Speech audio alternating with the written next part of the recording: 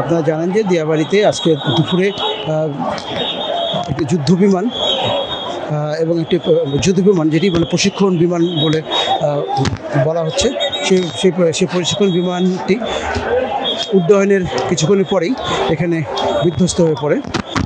এটা হচ্ছে উত্তরা দিয়াবাড়ি মাইলস্টোন কলেজের ঠিক ক্যাম্পাসের ভিতরে। চলেন আপনারা একজন আহত হয়ে দেখতে পাচ্ছি, একজন আহত হয়ে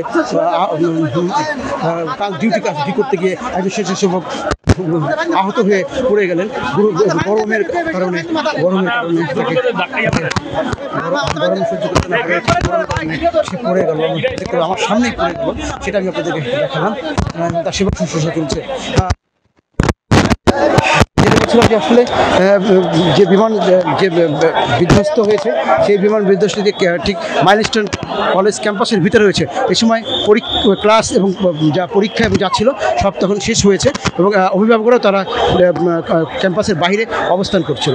এই বিমানটি যখন বিধ্বস্ত হয়ে ক্যাম্পাসের ঠিক ভিতরে পড়ে তখন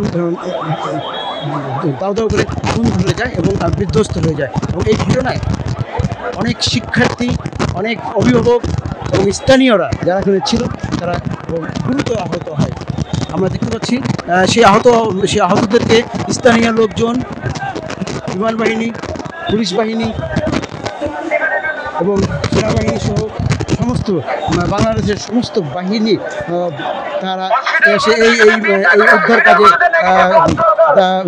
উদ্ধার কাজে তারা ব্যস্ত এবং উদ্ধার কাজ এখনও অব্যাহত রয়েছে। ঘটনাটা ঘটেছে দুপুর 2টায়। এই 2টার পর থেকে এখন পর্যন্ত এই উদ্ধার কাজ অব্যাহত রয়েছে।